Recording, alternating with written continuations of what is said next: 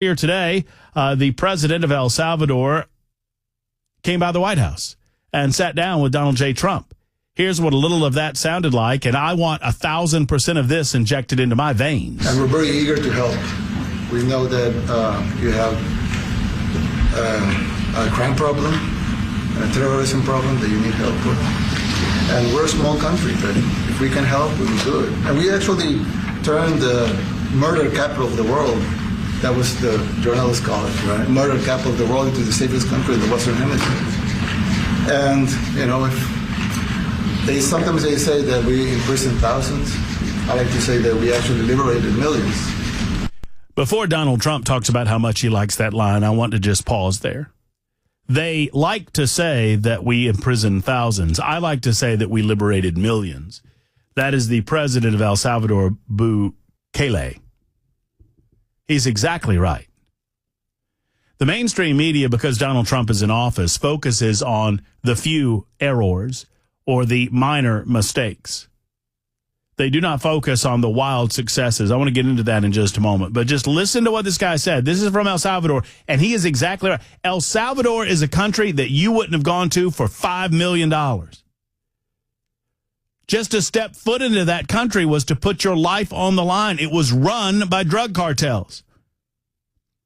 And President Bukele was elected on the promise that he would clean it up. And guess what he did? He cleaned it up. Journalists call it, right? Murder capital of the world, into the safest country in the Western Hemisphere. And, you know, sometimes they say that we imprison thousands.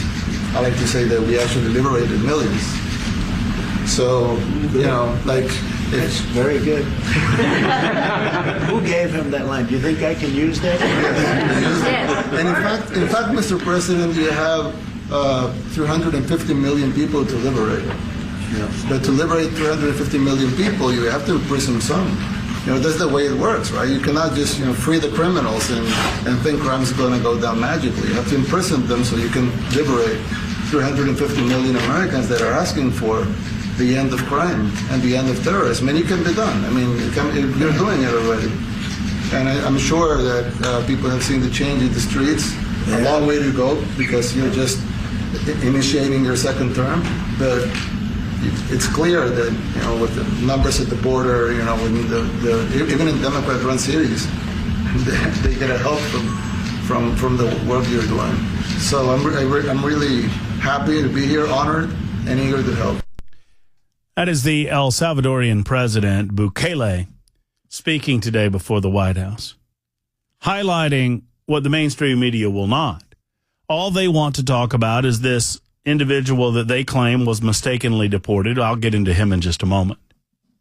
Instead of talking about the success rate of the Trump administration. I want to go back a little bit further and highlight this. Something that the mainstream media refuses to talk about and won't tell you.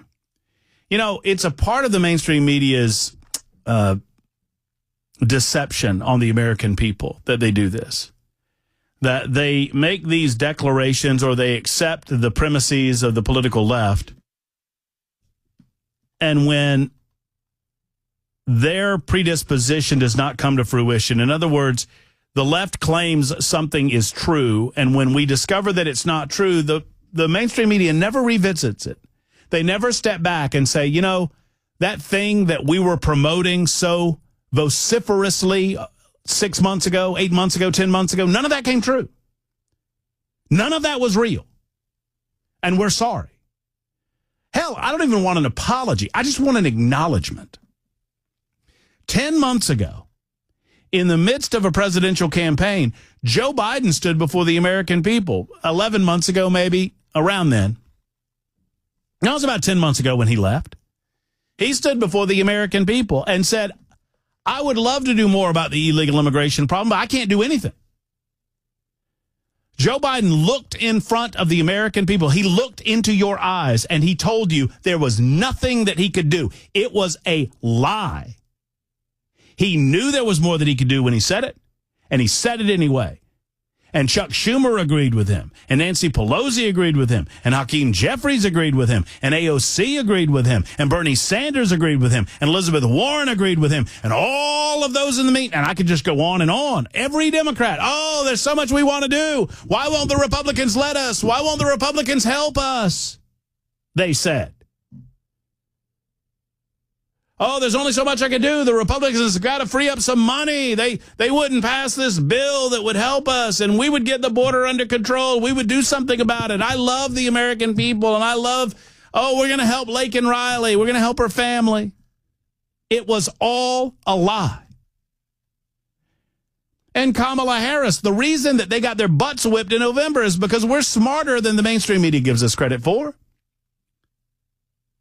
Now, you tell me, in 84 days of this presidency, what has Congress done to facilitate what's happening at the southern border? Not a thing, because they don't need to.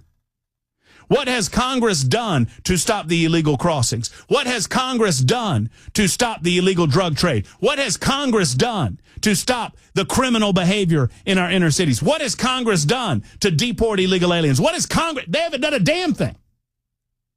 No, nothing. Donald Trump did it. Donald Trump did it. Now, will mistakes be made in a system this large? Sure. I would have expected more by now. Honestly. With a problem this big, with a situation as dire as it has become.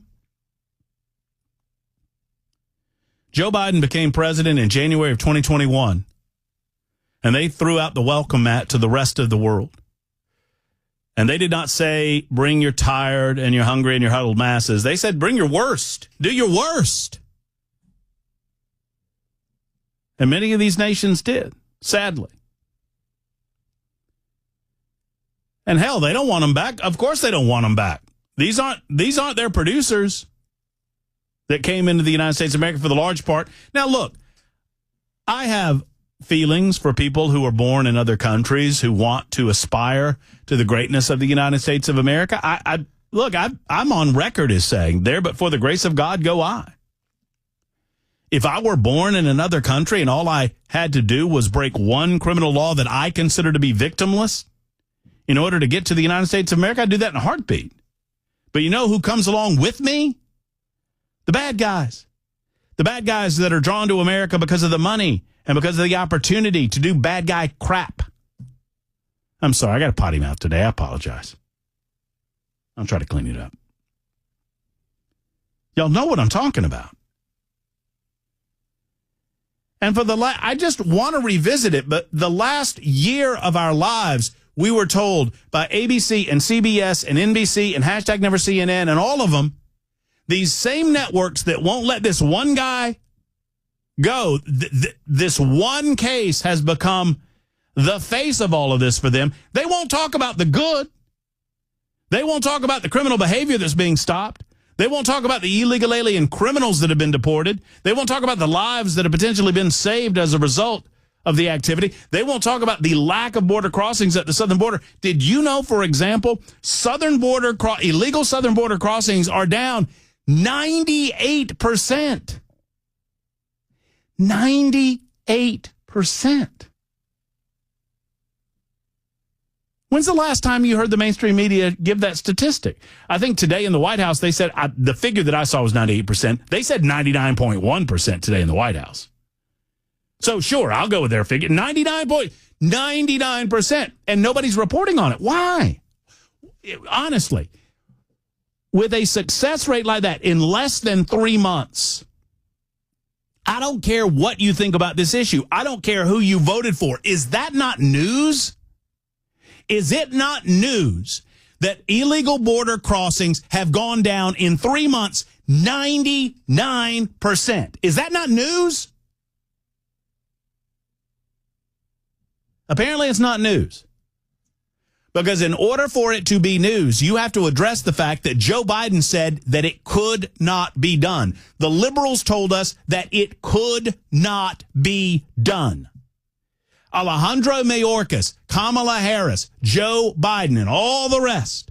And the media went, oh, yeah, okay, yeah, it can't be done. They said it can't be done, so it can't be done. And in less than 3 months, the man's doing it. Why? Because he wants to. This country can accomplish anything we want, if we want. I am infuriated. And I know it's reflecting on my show, and I don't mean to yell at you. I mean, y'all know better than anybody. The manner in which they treat this subject. They act as if this wasn't an issue, and the only story to tell is the story of this one dude who, by the way, they won't tell you his full story either. Because this guy's not in the country legally. He never has been. They're hanging on they're hanging on the fact that he was given a pass in 2019 based on asylum laws that never should have been into place to begin with. And the Supreme Court did not say that we had to bring him home. The Supreme Court said, well, if they let him go, you have to facilitate his return. In other words, you have to provide him, a plane ticket. I don't know.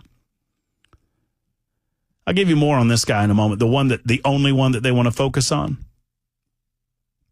We'll also take your telephone calls, 615-737-9986. Just remember how effective. I do believe in the first of 90 days, outside of Doge, outside of trying to get our hostages back out of Israel, or, with the Israel-Hamas conflict, Ukraine, Russia, everything else that's going on, the tariff game and attempting to right-size our trade imbalance, of everything that the Trump administration is trying to handle. And I just gave you the tip of the iceberg there. There has been no better success